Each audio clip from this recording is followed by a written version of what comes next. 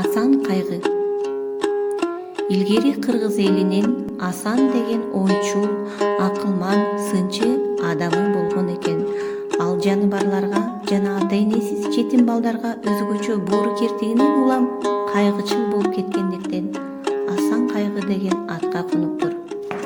Кышында минтип кайгырчу экен. Жатарына жайы жок, чымынбай кушкан текен, алдейлерге эне жок, асырарга ата жок, жетимбай кушкан текен. Боорунда буту жок, жыланбай кушкан текен. Сууга муздап, сөөгү сыздап, көргүлүктү көргөн чыгар, балыкбай кушкан текен. Колун бооруна алып, коркуп качып жүргөн чыгар, коёнбай кушкан текен. Уясын кар баскан чыгар, шору таштай каткан чыгар, муздап карга жаткан чыгар, чымчыкбай кушкан текен.